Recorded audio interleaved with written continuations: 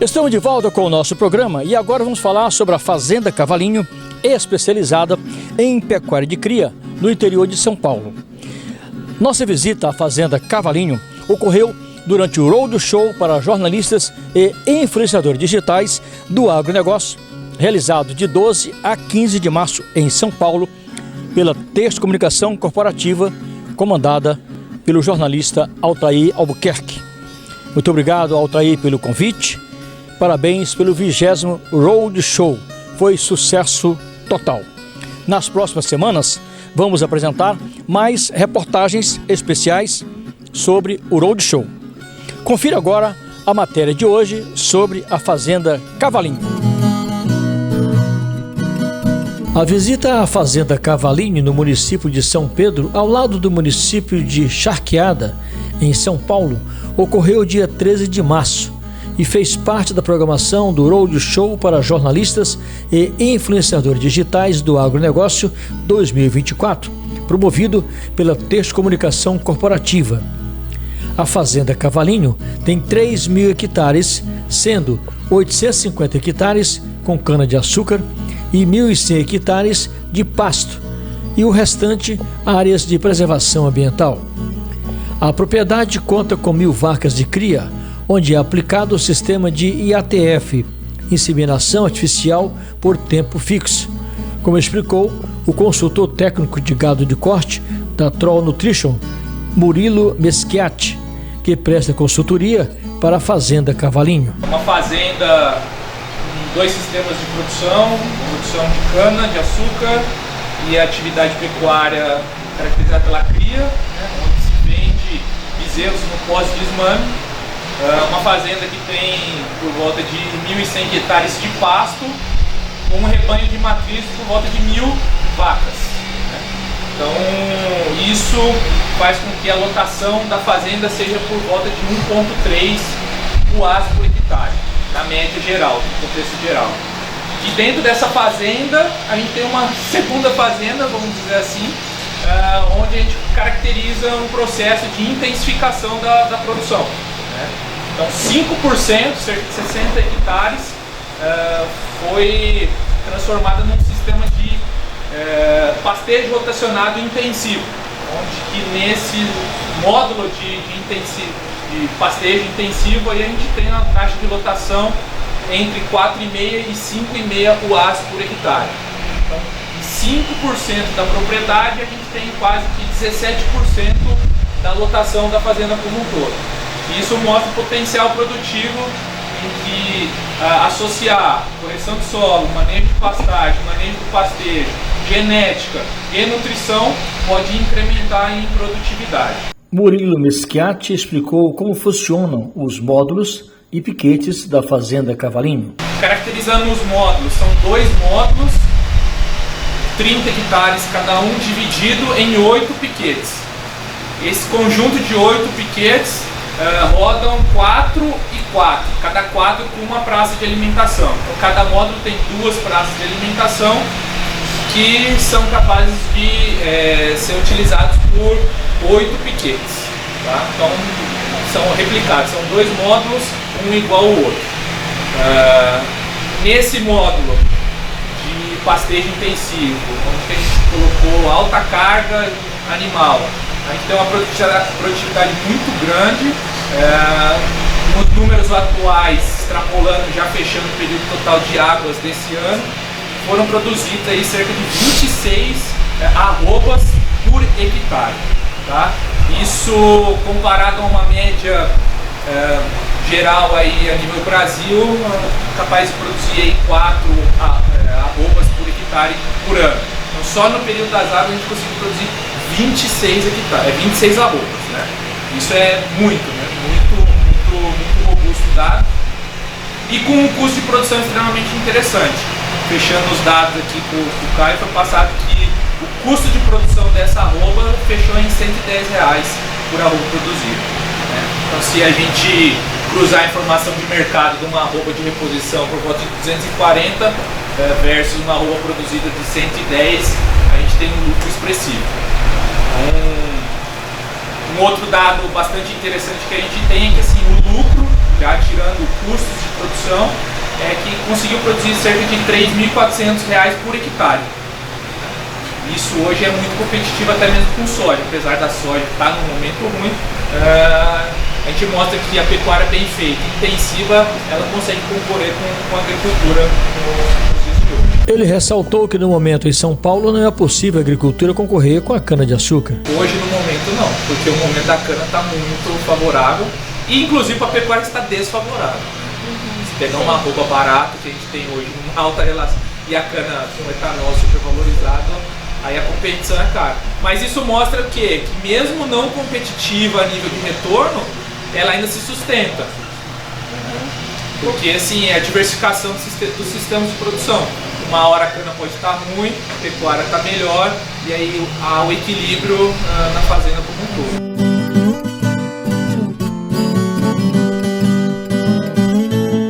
Então, tradicionalmente aqui, as novilhas entravam em monta, novilhas de 2 anos, tradicional, entravam na monta no final da estação de monta, ou seja, elas tinham menos chances de emprenhar. A partir do momento que se instalou um modo de rotacionado intensivo e a gente conseguiu imprimir uma maior velocidade de ganho de peso, essas novilhas esse ano passaram a ser entoradas no início da estação de monta. Então assim, elas têm mais chances de emprenhar devido ao fato de estar numa estação de monta, no início da estação de monta. Elas emprenhando mais cedo, elas vão parir mais cedo também, e aí ocorre o efeito cascata. Desmamar mais cedo, os bezerros mais pesados, ela desmamando mais cedo, na outra estação de monta ela entra mais cedo e mais chance de emprenhar. Então assim, o acúmulo em ganhos que um sistema intensivo tem não é só ali ganho de peso e pronto. É todo o sistema para frente, carrega isso na cria, principalmente carrega isso até as fases reprodutivas consequentes. Antes de mais nada, agradecer muito a Fazenda por ter recepcionado a gente, trabalho durante a semana, então assim, muito obrigado, a gente agradece muito. Só colaborando, que acho que um dos grandes entraves ainda para a intensificação é cerca elétrica. Você vai conversar com o pessoal, cerca elétrica não funciona, o próprio vaqueiro, isso aqui já usamos no passado, se eu apertar o gado não vai respeitar choque, então acho que é um grande entrave. E aqui ficou provado assim que o gado ficou extremamente manso, a gente vai ver lá na prática, e a cerca elétrica assim foi muito funcional para a gente e abaixou muito o custo de implementação do projeto. Né? Mais uma vez, a cerca elétrica é só isso. Se você pôr no papel que você vai ter que dividir um pasto que hoje é 30 hectares, tem que fazer 8 divisões de pasto, você coloca quilometragem de cerca numa área pequena, são números que assustam. Então a cerca elétrica é uma grande aliada na hora de você perder esse medo, né? Você só jogou com acompanhamento também através de chip?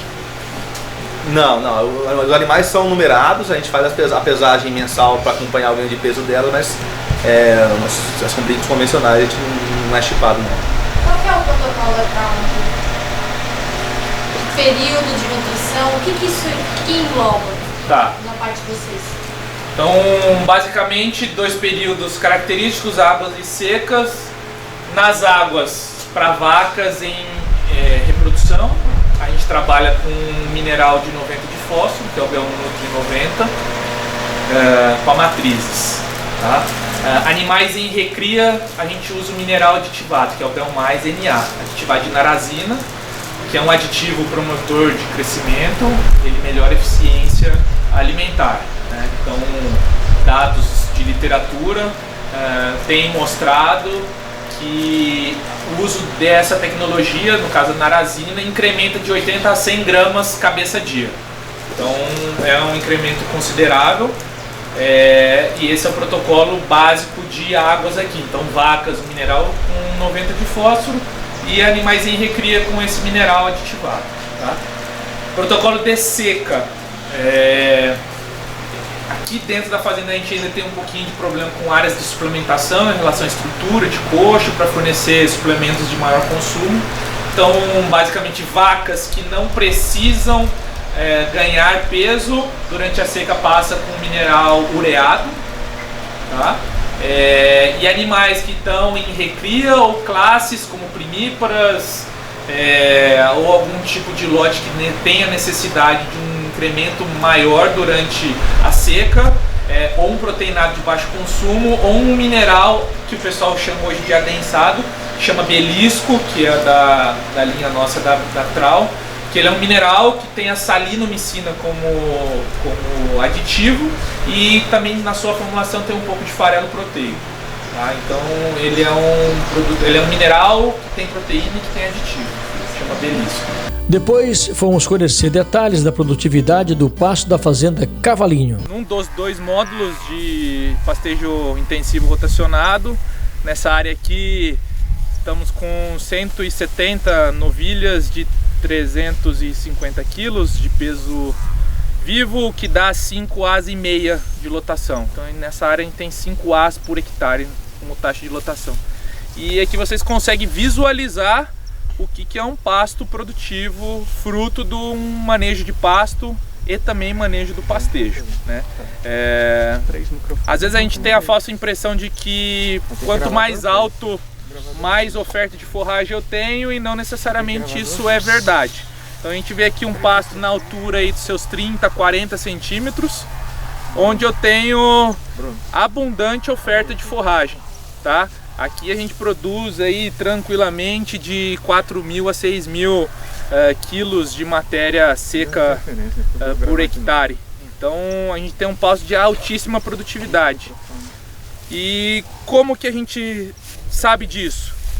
Olhando a morfologia do pasto. Veja que a gente está aqui numa área de pastagem onde que a composição estrutural da forragem ela é basicamente em folhas, não em talo nem em material senescente, né? Então vejam o quanto a gente tem de folha em relação a material morto e talo. Então é um pasto estruturalmente de excelência, né? Uma altura, aqui é manejado por altura de entrada e saída, no qual a altura próxima de entrada é por volta dos 30 a 35 centímetros e a altura de saída é por volta de 15 centímetros. Então a gente passou num pasto lá que era um pasto de saída, vocês puderam ver a altura do resíduo, e aqui é um pasto de entrada, que a gente consegue visualizar a altura de entrada dos animais e visualizar a quantidade de folhas que tem em oferta, tá? Outro detalhe que chama atenção é um pasto que tem 2 anos aí da sua formação. O que acontece, ele foi formado com semente de braquiarão, só que devido a um banco de semente muito grande, houve a formação aí com parte também de braquiarinha. Então vocês veem que assim, a espécie é independente de produção. Eu consigo ter altas produtividades independente da espécie forrageira que eu tenha, desde que ela seja bem manejada, ela seja adubada e tenha seu processo bem conduzido. Seria interessante você falar por que a escolha da braquiária e não outros capins, e característica do solo aqui também. Tá. Em relação à escolha da braquiária, a marandu, primeiro porque ela é uma espécie que ela, além de produzir bem, ela ser robusta em relação ao manejo, ela é fácil de se manejar. Então ela permite que num sistema novo de manejo em que eu tenha que atuar constantemente, as possíveis falhas que venham a ocorrer não vai me gerar uma consequência tão grande para frente. Por exemplo, se eu escolhesse uma espécie de crescimento mais agressivo, mais produtiva em relação à matéria seca produzida, um MG5, um Mombaça, se eu erro no manejo, eu tenho alto poder de lignificação do material, então eu acabo perdendo eficiência de pastejo, eu crio uma estrutura não desejada em composição de talos e não folhas. Então o marandu, por ser mais fácil de manejar, ele produzir bem e ainda ter o detalhe de ser resistente à cigarrinha, essa foi a opção escolhida no momento. Como você viu aí, uma bonita fazenda, realmente uma inovação, e aqui no meio de muita cana-de-açúcar. Mas a família já há muito tempo aqui nessa área, acreditando na pecuária. Então, realmente a família acredita bastante na pecuária. Com certeza. A gente já trabalha com pecuária há 3 gerações, né? E a cana, lógico que como tem essa oportunidade de arrendar uma parte da fazenda para cana, nos valores que hoje em dia a cana paga, é difícil você falar que não precisa dessa renda, né? Apesar da gente não misturar a renda, o caixa da cana com o caixa da pecuária, a cana dá segurança, mas a pecuária também é aquela história, que não deixar todos os ovos na mesma cesta, né? Menos que a cana pode estar em baixa, a pecuária pode estar em alta, e a gente equilibra as coisas desse jeito. Da mesma forma que, se você arrenda toda a fazenda para cana de uma vez só, daqui 7 anos, quando você rever o contrato da primeira vez, e se na proposta seguinte não vai pagar a mesma coisa que pagou no primeiro contrato? Você tem a pecuária como uma moeda de barganha também, né? Que se você desmonta a fazenda inteira, planta cana, dificilmente você consegue, do dia para a noite, retornar com a atividade, né? Mas também a questão da pecuária feita dessa forma apresenta valores competitivos, talvez não para ganhar da cana, mas com outras culturas, com eucalipto mesmo, né? Que também é uma outra alternativa da região aqui. Mas confiamos na pecuária, sabemos que é cíclico, temos que apertar o cinto nas épocas de baixa e saber fazer investimentos precisos quando tiver com caixa mais confortável, e dessa forma vamos tocando. Você viu muito vizinho e muito amigo aí deixando a pecuária e indo para cana? Muito. Na região nossa aqui, falar que a pecuária ficou para áreas bem marginais, assim, com o volume desse que a gente tem aqui, acredito que a fazenda nossa é uma das grandes aqui da região, porque realmente o assédio da cana, do eucalipto é tentador. E no caso, piquete, né? Essa questão de um mínimo confinamento, acaba resolvendo a situação. A gente acreditou que a intensificação de pastagens via pastejo rotacionado, adubado, foi a solução para você conseguir ter uma maior rentabilidade no negócio. E o Nelore realmente encabeçando a situação. Com certeza. A gente fizemos bastante, falar que não tentamos fazer a experiência com o cruzamento industrial aqui, com o Angus, por muitos anos. No começo, quando virou a febre do Angus, a gente fazia bastante mesmo, porque o ágio do bezerro era bem interessante, mas hoje em dia um bezerro Nelore melhorado de qualidade consegue um preço muito competitivo com o bezerro Angus, e aqui nas condições beira de serra, o Angus sofre um pouco com a questão de carrapato, berne, então a gente não estava muito satisfeito com o desempenho dos bezerros Angus aqui. Apesar de na época ter uma procura muito grande, a gente aos poucos foi voltando tudo para o Nelore. Hoje em dia 100% das doses de sêmen que eu compro é só de Nelore. E no rotacionado a cerca elétrica é fundamental? Fundamental, porque aqui, como vocês viram nas imagens aí, você vê uma lasca a cada 15 metros. Se fosse fazer uma cerca convencional, teria que ter no mínimo 4 fios de arame farpado, que já é mais caro, aqui são 3 fios de arame ovalado, e postes a cada 15 metros. Numa cerca convencional é no mínimo 3 metros cada poste, e encarece demais. Aí, colocando na ponta do lápis, você vê que pelo menos 3 vezes mais barato uma cerca elétrica com relação convencional. E a hora que você pega uma área que você tem que fazer quilômetros de área dentro de um hectare, de poucos hectares, você se assusta se você for fazer uma cerca convencional. E a cerca elétrica, pela leveza, pelo custo mais acessível, você anima de começar nessa empreitada. Só para finalizar, evidentemente que lá no norte também, no Pará, Maranhão, Tocantins, tem muita gente fazendo rotacionado. Sim. Mas eu gostaria, você com experiência aí de sucesso, o que você poderia falar para os nossos amigos lá do norte lá? Meus amigos, eu não conheço a região de vocês aí, mas acredito que intensificação de pastagens é o caminho, principalmente nessas áreas de fronteira, onde existe essa perseguição política contra o desmatamento, que é muito martelado isso aí, que a pecuária é a vilã da coisa. Principalmente nessas regiões, você conseguir mostrar que a pecuária pode ser feita de forma séria, tecnológica, buscando bons desempenhos, é essencial. Até porque o rotacionado contribui com o meio ambiente. Com certeza. Aqui, inclusive, pensando em uma questão que é banal, mas assim, água. Antigamente o gado tinha que descer lá na baixada, na beira da PP, para tomar água. Hoje ele toma a mesma água num bebedouro no centro do pasto. Então até essa questão de ecológica da APP está sendo preservada, é abordada, com certeza. Obrigado aí pela visita, sucesso. Valeu, obrigado. O pai do Caio, o seu Jaime José Crisotto, disse que a fazenda Cavalinho pertence à família há mais de 50 anos. Mas que ele e os 2 filhos, Caio e Jaime, vêm administrando a propriedade há 17 anos. Com certeza ela sempre agrega para melhoria da pastagem, melhoria da rentabilidade. Então a gente tem essa filosofia, né? A família nossa já faz isso há muitos anos, né? Eu sou engenheiro agrônomo já formado há 40 anos. Meus filhos que estão me ajudando, o Jaime, e praticamente é eles que estão à frente do negócio hoje, que é a parte da pecuária, né? Estamos conseguindo aprimorar cada ano e conseguindo também permanecer na atividade. É isso aí. Sair, ou seja, a cana é a tentação, mas você se segurando na pecuária aí, é coragem, é desafio ou é porque gosta mesmo? Eu acho que é um pouco de tudo, né?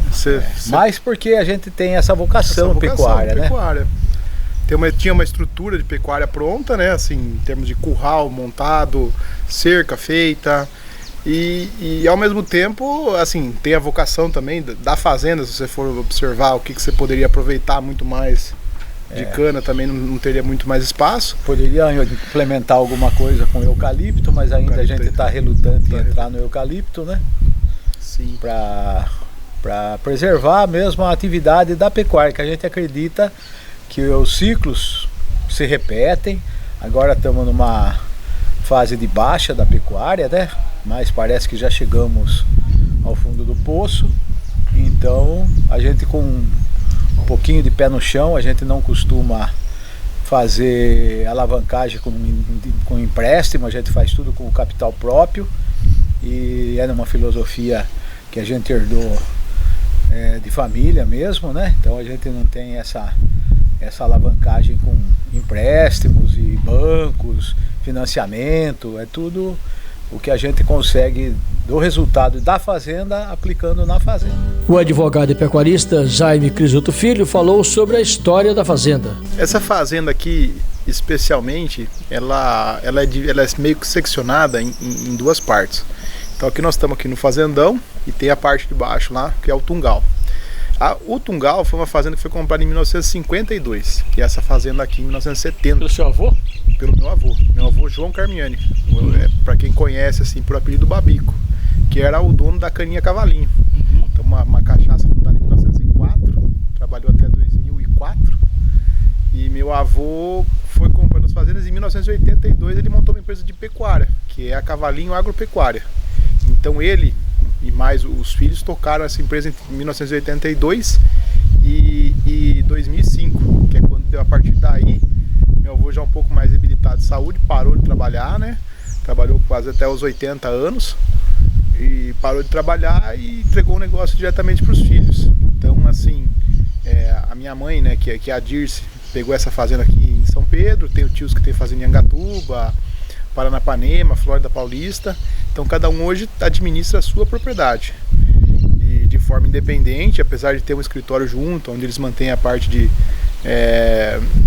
contabilidade, pessoal de RH, né? Eles mantêm um escritório junto em Piracicaba, mas cada um toca a sua fazenda e gerencia do melhor jeito aí que acha, né? Tem os tios que arrendaram fazenda para eucalipto, para cana. E a gente, assim, essa parte aqui, esse 1/3 da fazenda é arrendado para cana, né, que não tem nada a ver conosco, e a gente toca outro 1/3 aqui da fazenda, que é onde a gente trabalha com gado, que são esses 1.100 hectares aí que o pessoal comentou, e você pode observar bastante que a fazenda tem muito mato, muita área de preservação permanente, que é o que a gente preserva hoje aí, e acaba associando, né, essa questão de preservação ambiental, terra, área e agricultura. Então a gente trabalha desse jeito. Então, assim, meu pai e minha mãe em 2005, 2006, né, assumiram a mesma administração dessa fazenda. E agora eu tô aqui desde 2019. Meu irmão veio um pouco antes, depois que ele se formou em 2011. Então estamos trabalhando aí nessa temporada, já é 17 anos a nossa família, assim, minha mãe, meu pai e meus irmãos nessa questão aí. Muito boa a visita aí à Fazenda Cavalinho em São Paulo. Nas próximas semanas vamos mostrar mais reportagens especiais sobre o Roadshow para jornalistas e influenciadores digitais do agronegócio, realizado de 12 a 15 de março em São Paulo promovido pela Texto Comunicação Corporativa, comandada pelo meu amigo Altair Albuquerque. Valeu, Altair! A seguir, vamos falar sobre a homenagem às mulheres realizada do Sindicato Rural de Imperatriz, no Maranhão. Aguarde!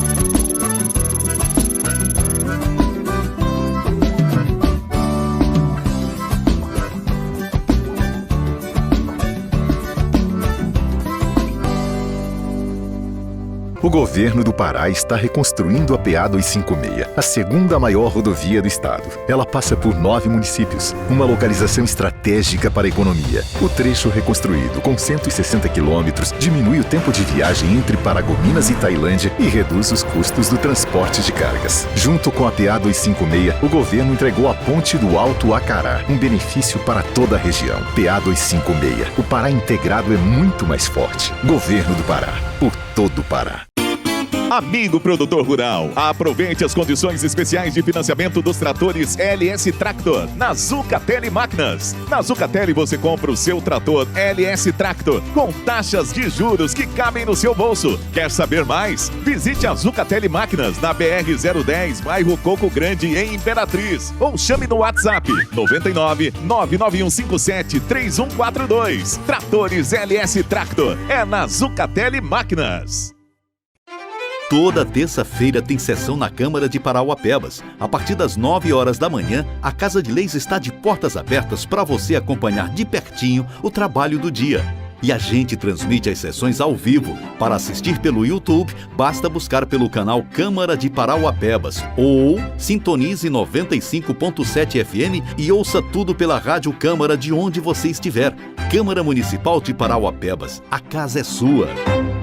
Foi com uma imensa satisfação que a Tecnicom Contabilidade recebeu o Prêmio Destaque Empresarial 2021 como reconhecimento de melhor escritório de contabilidade. Esse prêmio representa o esforço da nossa equipe em garantir a você que tem empresa ou é prestador de serviço, segurança e liberdade para focar no que realmente importa para o negócio, crescimento e lucros. Este prêmio é de todos que confiam no nosso trabalho. Gratidão aos profissionais da Tecnicom. Em 2022, nós estamos aqui para descomplicar seus serviços de contabilidade.